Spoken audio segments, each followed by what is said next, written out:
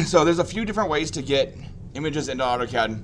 One of the ways is just copy and paste. If I just bring this up, do a snip of it, go into AutoCAD and paste it, now I've got that file here. If I, instead of doing that, if I take it here and I save the file, and I want to stick it in this folder here and save it there, I can go into Insert, Attach, and then find that file.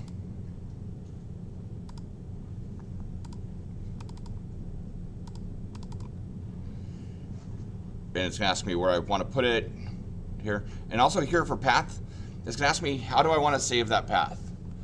So this is an important part because when I do this, it's going to keep them linked together. It's going to give me the ability to go in and I can edit the image. So if I go in and like, oh, I need to increase the contrast of this, or I need to edit whatever on the image, I can edit the file in like Paint or Photoshop, and then it'll bring it over, and that changes will show up in AutoCAD. So I usually just use the relative path and save my image file in the same folder that I have my AutoCAD file in. That way they're next to each other, they always find each other, stuff like that. You can also do no path, and then you don't have that link. And actually I've never done that, so let's try it and see.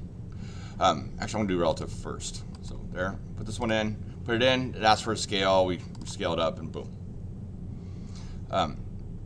And so if I go here to the references, I can click here, and you can see I've got that screenshot, and it's linked into it. So if I open it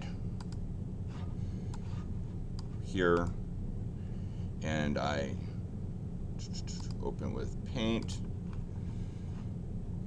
and I draw some lines on it, and save it. Oh, you can't do it because this file is using it. If I save this file, and I want to stick in that same folder, just so I have it there. And I'll close that. And then now I go here, Paint, save it, and now I reopen that file. You can see it has the change. So that's part of one of the good parts about it. And I've done that on things where I've got an image of part of a drawing that I don't want to redraw, that I can't, that's not vector, just like taking a picture of it, and I need to get rid of some other notes and stuff. I can just go into Paint for Photoshop, erase the stuff I don't want, save it, and it updates. So that's one important thing. Also, if I click on these two, so one difference between the copy paste and then in the inserted one, right? So we can see which one's which. If I take this one, I can move it, I can grab it, I can rescale it. This one, I can grab it, I can scale it, I can move it, right? Boom. But if I try and rotate, watch what happens.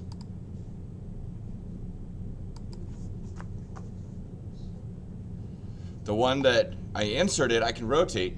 The one that I copy and pasted will always stay in the same orientation. So sometimes a good thing, sometimes a bad thing.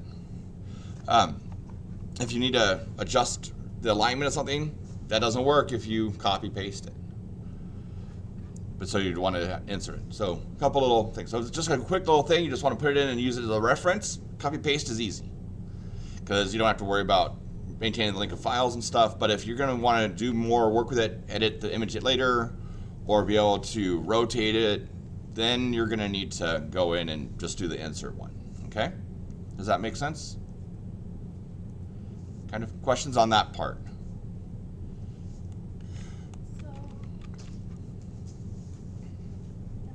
Okay. So the reason they did that is because of the way you inputted them? Yep. Because this one I just copied and pasted in here. Yeah. And this one I use the attach part.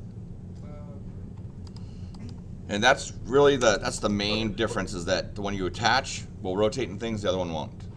I also get to do some other stuff with them. So if I pick on this one, I don't get any options. If I pick on this one, I get some options. So like if I pick here, it's just there. It's just copy pasted, boom. Can't change it, can't rotate it, can't edit it, can't do anything. So what you're telling me is there's a right way and a wrong Yep. And then on this one, I can go in and I can adjust the brightness and the contrast. I can fade it out some to make it more transparent so I can see what I'm tracing. I can create a clipping boundary and say I only want to see that much of it. I can remove it. I can just turn the image on and off. I can control the transparency. If it was a PNG that had a transparent background, I could let that be. So like if I insert and I attach this one,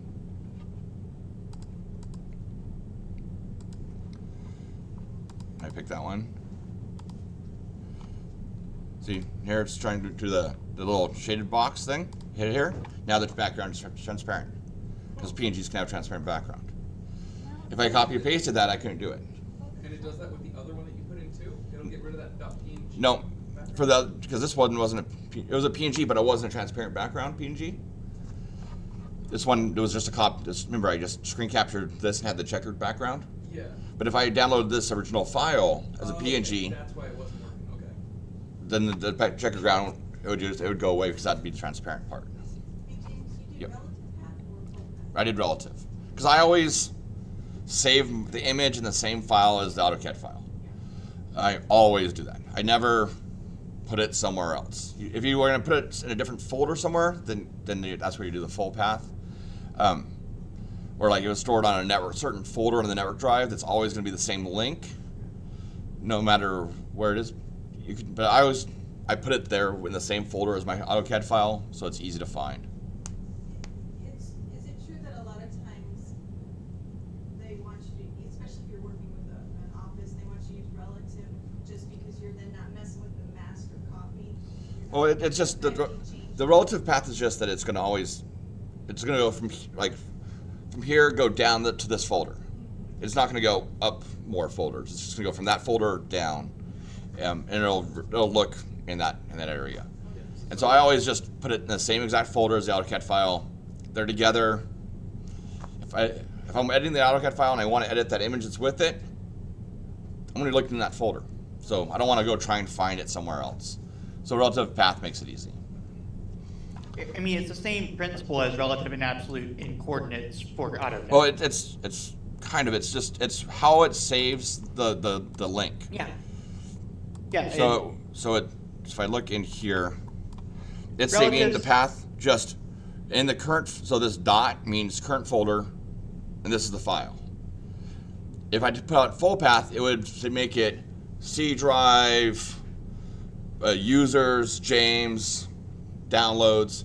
But then if I gave you that file and you open it up, even if the files are next to each other, it's going to look for users James, but on your computer it's going to be user Zachary, and it won't find the file. So full path only works if everything's stored on the network server that everyone has the exact same path to. Because if you're going to open it from a new thing, or you open it off your flash drive now instead of off my documents, now the path doesn't work. Relative path is the better way. So, all right. So that's the inserting the image kind of part of it. And so, is there a time where you just copy paste where that'd be better? You don't have to use it a bunch later? Yeah, if you're not going to be doing other changes, and so like in the lessons where I just want it there so I can look at it while I'm drawing, yeah, copy paste is easy because I'm just going to erase it later. It doesn't matter. So there's that little bit difference too. If you copy paste it, it's going to make your AutoCAD file size bigger because now it has the image embedded in the AutoCAD file. But is that difference going to be more than the AutoCAD file plus the image file? Probably not. So, and also it means you're not going to lose it if you accidentally delete the PNG file or the image file. So, a couple of little things there. So, why would we want to insert images into AutoCAD? Expediency of use. For what purpose? Convenience. But for convenience for what? For I'd say laser etching, drawing, getting the right shapes Well, in. like we were talking yesterday, I wanted this guy here to trace him out, but those shapes are kind of hard to get. Yeah, so trying to trace stuff, that's a good one. But what about something that's not tracing? Why would we do that for a use other than trying to trace something out? To make sure what we're designing or what we're making fits in something. Yeah, that's there. reverse engineering stuff. So you can take a picture of something, and now you can put it in, and now you can draw on top. But you know, like, oh, all right, I know this dimension is this size. You can bring it in, scale it. Now you can measure other dimensions. Yeah. So here is a file that I'm working on with Mr. Camacho.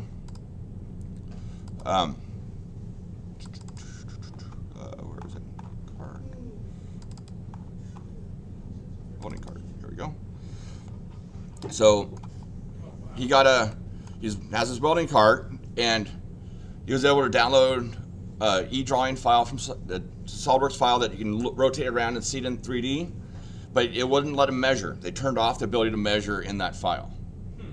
And he wants to know some of these measurements before he actually buys the thing. And so we were able to go through and find out that this, where did it go? Oh, I think I might have erased it.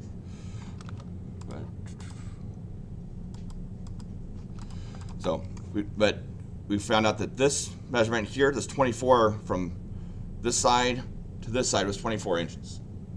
From the outside, the measurement of that pipe was 24 inches. He found that on one of the drawings from them. So based on that, we could scale this whole thing up, and I scaled the views to match each other. So I took little views of it, copy and pasted it, because I wasn't gonna need to rotate everything because I already knew it was lined up right. Scaled them up, and then now we can scale the whole thing, and now we can add dimensions and measure what these things are. And they're not perfect measurements, but what is that measurement probably in real life? Probably 20 and a quarter. That one's probably 3 and a quarter, right? That one's probably there. That one's probably, maybe, that's kind of close to a thing. So that one's probably half an inch. That one's probably 3/8. Make everything slightly larger when he makes it, and he'll be fine. But it's close enough Yeah. that he knows how big it is. And he knows the space between the shelves, because he needed to know what the space was here and what that space was there. And now we can measure that. That's really And so that's a real good common use that I use images in AutoCAD for all the time. Is I've got this thing, I need to know how big other pieces are. I know one measurement, now I can scale it, I can measure whatever I want. Okay, so that was what I was asking you. You do have to know at least one. You have to have one measurement. All you need is one measurement. If you know one measurement, then you can scale it. Because I have this measurement here. The image is the image. Yep, because it's the right proportion, it's going to go. And then I just need to make sure that this one matches this scale. Because on the screen it was at different zoom.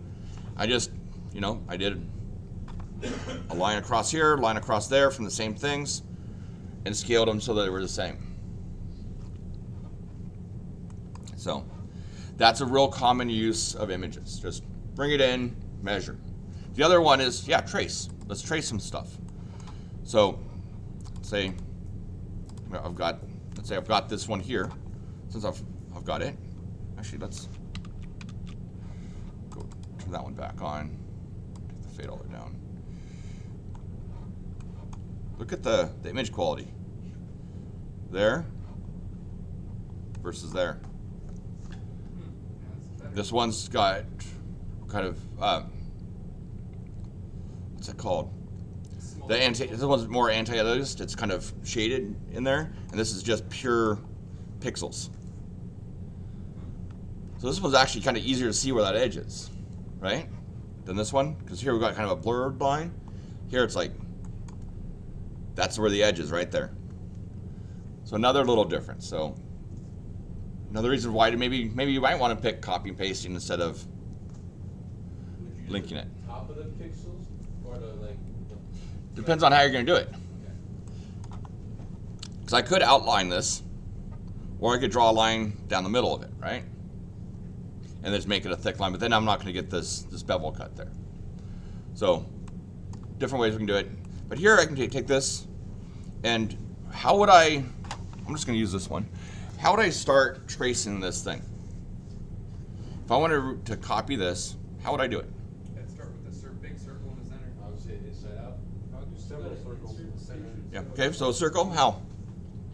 Center diameter circle. Yeah, I could do a center there and come out. Or I could do a 3-point and click there, there, and there, right? But since this one does have a center point, might as well. And it looks like they're all concentric. I can go in. And this one is nice and black and white. This one, the center would kind of be there.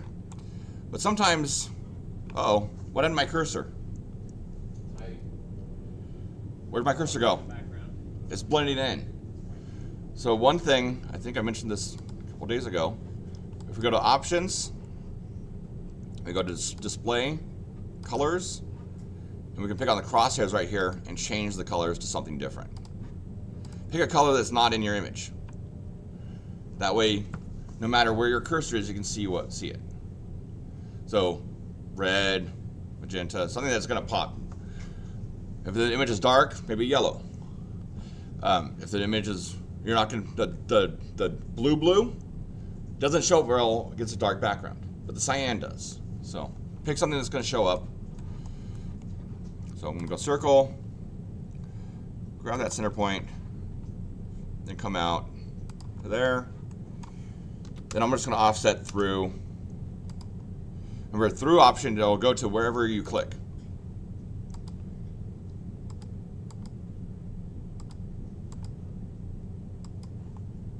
Boom. Just get all those done. Don't worry about doing this one and then that one. Do the whole circle and then figure out where you're gonna trim off your lines. So still use your kind of your construction things. And this is things symmetric, so I don't need to do this side and that side. So I'm gonna start here. Is that a straight line down? Oh, yep, it is. And then from here, is that a straight, does that go out there? Yep, that lines up with it pretty good.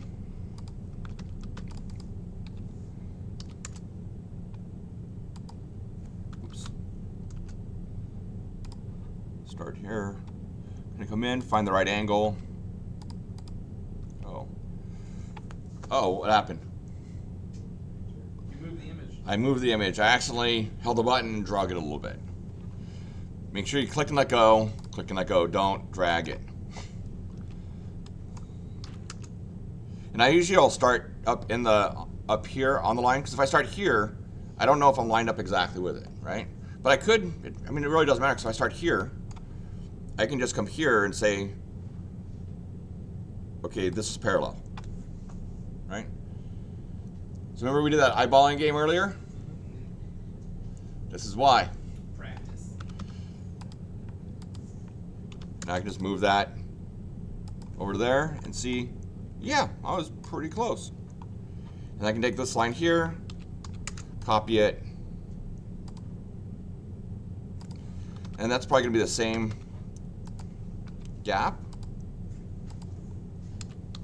So I'll just take both of those and copy them there. So that way it stays the same. Copy both lines, the same guy? Yep. And move that up there and delete that one. And now it's just a bunch of trimming, right? So things with straight lines and circles, easy. Any questions on what I did there?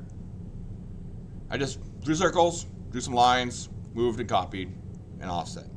That's it. Remember, those are those 6 essential commands. Or 5 of the 6 essentials. If you do those, you can do anything. Any questions on that? Yes, no? I will. Okay. Probably. So what about if I wanted to do something like this? Ooh, lots of circles. Yeah. How would I do that? Circles, straight lines. So first question, do I outline it or I draw down the middle? Depends what you want. I'd probably draw down the middle, because it's all the same line thickness. I just draw a line and change the width. Either, we didn't go over yet, but we have polylines. I think I mentioned it. Where you can go through. We did go over it, and you can edit it. Did a little bit. And you can add a width to it, because remember we did it for the arrows. We can say, make it that wide. And then, That's what you're saying. so I could even do it here, P line, do a width. Oh, start point first. So I could start there, do a width, and then my width is going to be that wide. Oh.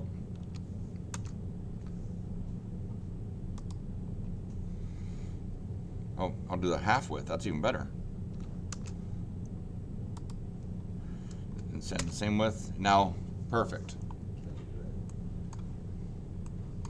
Now I can just come down here.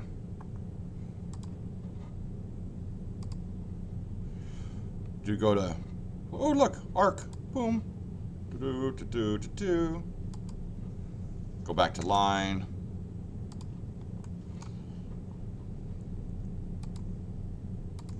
Arc. Back to line. And do that. So that's an easy one. I can just draw the P lines because the arcs are all tangent, and just switch between the arc command, arc option within the P line and the regular line, and do that whole thing. And then I could always, this one's the same thing. Maybe I do a copy of this off here to the side, and then I explode it, and I move that from there to there, and I make that back into a P line by joining it together, and I match properties from that one to that one, and now I just bring it there. Would you mind showing me again how you change match the width? Yep. So what I did is I did my P line, and I picked my start point. And so here I have width and I have half width. So if I have width, I have to pick the whole width. But since I'm already in the middle of it, I picked half, and I just drew out halfway. And then I had enter to accept it as a second value also. Because when you do P line, remember, it's going to ask you for your starting width, and then it's going to ask you for your ending width. If you hit enter, it's going to be the same as the starting width. And, it's because you didn't hit enter, that's why it's flat. Yeah, because I picked a second point that was bigger. So then I can, do that to make this other thing. So same thing, do what you can, copy. Those same essential commands is what it takes. Any questions on that? So here we have a circle that doesn't have a center point. So circle 3 point. And here I'm going to pick the actual middle of this, the inside edge.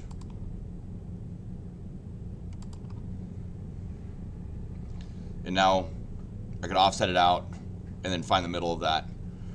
Or I can just, now I can make this match the properties of that. Match properties, that. Oop, nope. Forgot. Can't make a circle polyline. So I'm offset through from there to there. How do I get that to be filled? Ooh, there is one command I could use for that though. I could do a hatch. Remember? We had the hatches. We did it when we did sections. So I could hatch it with a solid and pick that area. There's also a command that I don't use that often. Think back in your life of things that are roughly that shape. If you were here yesterday, you might have had one. A donut. And even when I type the command, look at the icon. So donut, specify the inside diameter. So I'm just going to click here, click there. Specify the outside diameter. Uh-oh. There to there. Done. So you have to know both diameters for it. So another option. I haven't used that command in like 15, 20 years. But it's still there in the memory banks. There's the donut option. So always more than one way to do something. Okay? You could also just trace all of one side of this line and offset them out and then hatch the middle. Lots of different ways. All right, so any questions on that? Still pretty relatively easy, right? Question. Yes. I know that I've traced these images automatically using vector. vectorizing. You're jumping ahead. Okay. So that's perfect. We'll talk about that now. So here's two guys. So there is the option. You can go online, or you can open up Illustrator, bring in a piece of line art, like this or this, and have it do an automatic vector conversion. Has anyone done that before? So, Ron, how's your experience with that? How does it come out? Does it come out nice, clean lines and arcs?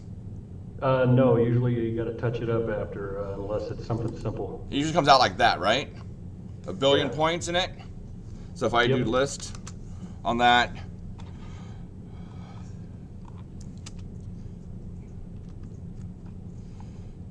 it's got a ton of points. I can't even tell. Let's go to properties and see if it'll tell us how many segments there. It won't even tell me how many segments there. But it's a lot of little tiny lines, right? Between each square is a line. I usually hatch it and then delete everything but the hatch and then outline the hatch.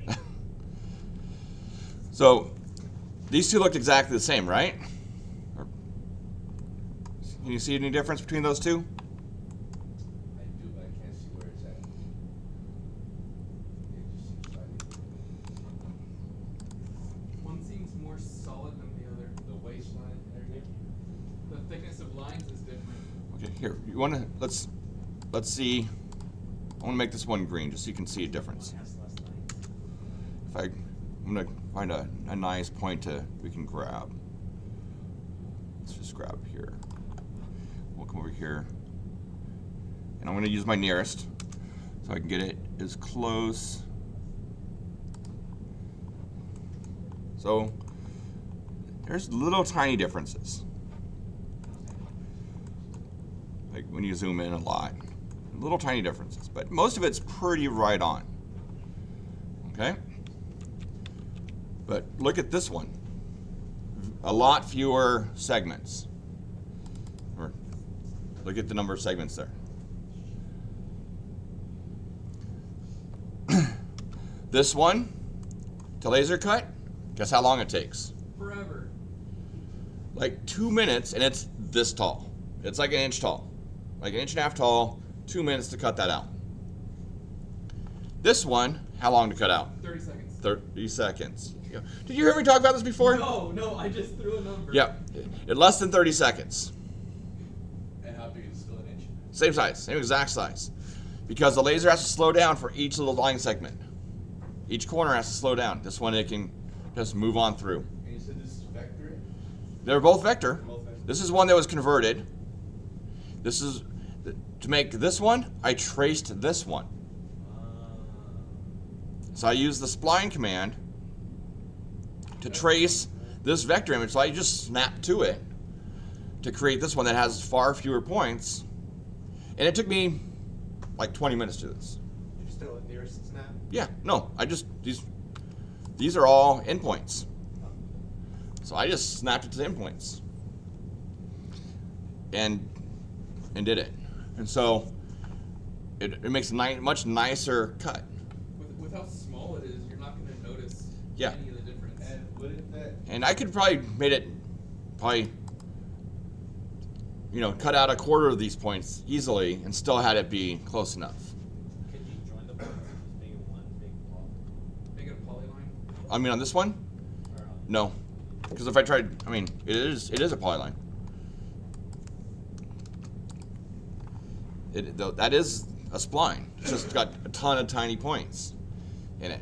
would those points on the laser, make a difference as far as how much heat, smoke that area is gonna be? It was a little bit, yeah, because it's going slower. Correct. So it's going slower, it's burning more. And so this one cuts faster, cuts cleaner.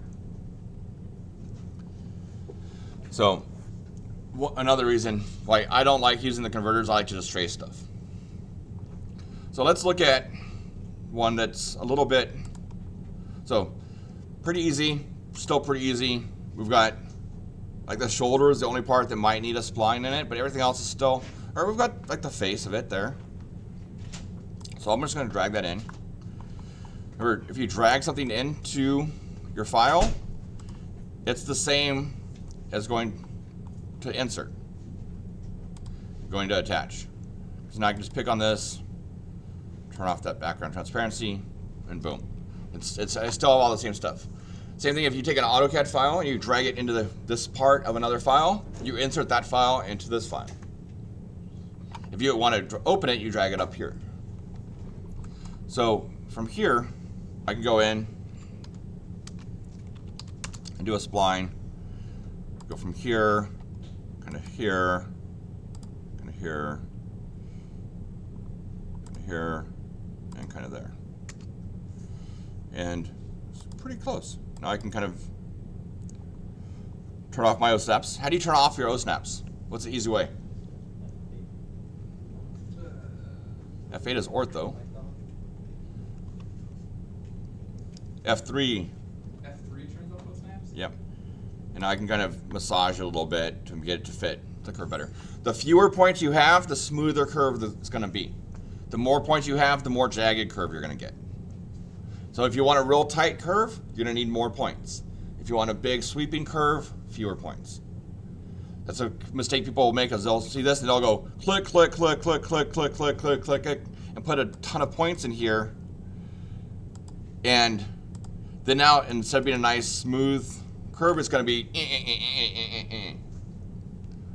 So control your amount of points. Don't go overboard of, oh, I need to control this exactly. No, let it be smooth between the The points. smaller the diameter, the more points you want. The bigger the diameter, the less points you want. Yep. So like the next one here, this one.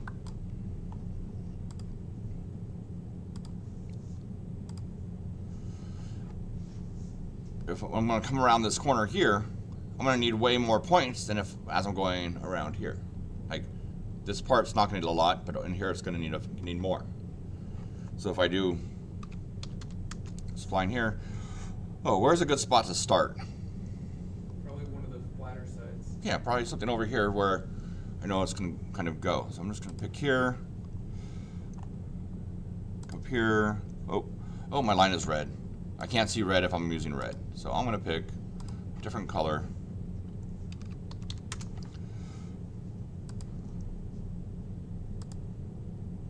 So I'm going to pick before the curve, in the curve, after the curve, and then I'll come back down.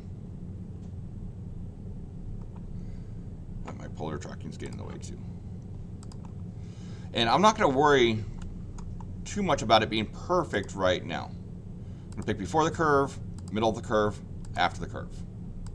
Yeah, because the spline's kind of like centered. So themselves. there, before the curve, middle of the curve, after the curve.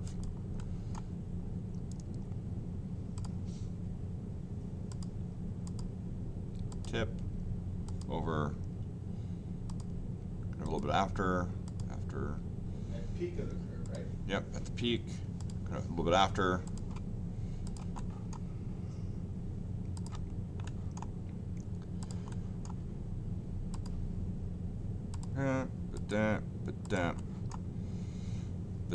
And then close, see to close. And now I can go back in and massage it and see if I can adjust it enough with just what I have.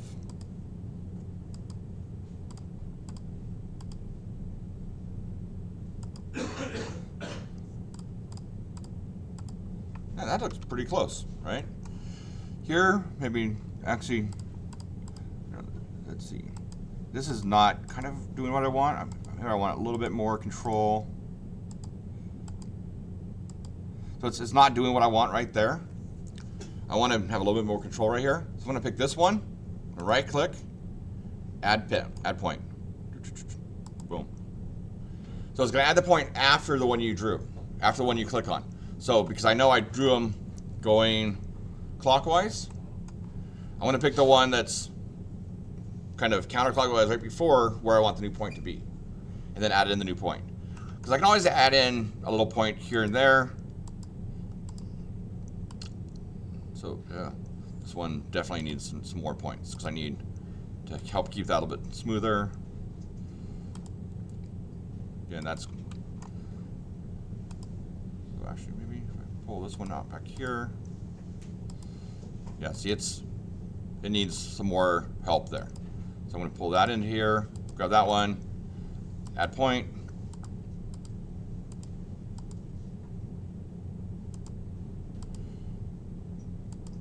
And there we go. Much better. Okay? See how just massaging the points is a lot better than trying to control it with too many points starting out with. So I can grab that one and just move it over there and perfect now.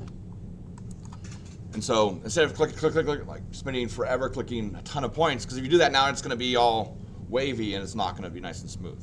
So pick a few points. If you decide that around a sharp point you need more, just add a new point and then repeat that. What about here? So this isn't just an arc, right? So I can't just do a circle there. Like here, I might be able to fit a circle. Let's see. Boom, boom, boom. Yeah. I made it a little bit smaller, and I can just bring it out a little bit.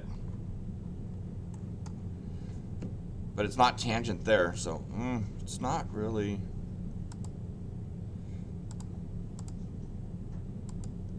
So that's kind of tangent down here, but that's not tangent up here.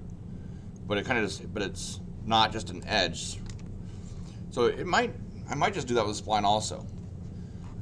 But it has a sharp corner here. So anytime they have a sharp corner, that's where I'm going to start the spline. So I'm going to start there. Over here. Uh-oh. So actually for this I might Do a line and then start the spline. yeah, start at tangent to that. So I might just draw the line over here. Circle, and then draw the line and trim off the edge. Yeah, lots of different ways. I'm trying to show you a couple different things though. So I could just draw the lines in. Let's do that. Let's pretend this isn't a nice curve. So I pick there, oops. Ah, go away. You clicked a button for more help. I did. F1 is right by escape. So click there, enter. So that is not following that curve at all now, right? But if I pick on it, I pick this first point, I can say tangent direction, tell it to go this away. I'm going this, and I'm just hovering, not even clicking, just hover, tangent direction, tell it to go that away. And now, Oh, that's pretty. much better, That's neat. right? I hope I remember that. And so you can always kind of mix and match what commands you're doing. If you have one that, I was trying to find something that had a good thing that might need it. But if you've got something that's got a kind of weird shape, but that has a sharp point, so actually on this guy had it a couple places. I thought, no. Yeah, so like right here at the toe, nice sharp point. I had one spline that came down, stops there. And then I have another one that came across, I don't know why that broke apart there, but it just didn't want to join. But I stopped there and I started a new one. There, same thing somewhere else. But if it's a sharp corner, don't try and use the spline and go around a sharp corner. Just stop it there and then start a new one at that sharp corner and keep going. Does that make sense? And enter will stop the spline? Yep. Enter will stop it and get out of it. So you're doing your spline. Boom, boom, boom, boom, boom. You hit a sharp corner, you hit enter, get out of it, enter, get back into it, pick it up. Boom, enter to get out of it, enter to get back into it, pick it back up. And actually, let me do that again. I haven't shown you this yet. If I hit enter to get out, enter to get back in, enter. Oh no, not doing that. I'll just say at, enter. It'll go back to the same spot. Does that app work for all other? Yeah. It always goes to your last command. So like I did circle, at, there's my last point.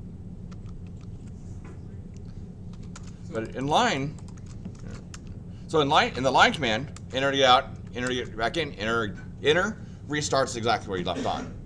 And in the line command, in the P line command, enter get out, enter get back in, enter to restart the exact location. So just in the spline command, it doesn't reconnect. You have to use the @ symbol.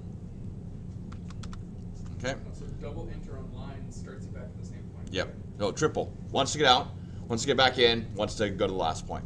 Yes. Triple. So that's tracing, inserting images and tracing 101. Any questions on that? Yeah, can we do an experiment on something real quick?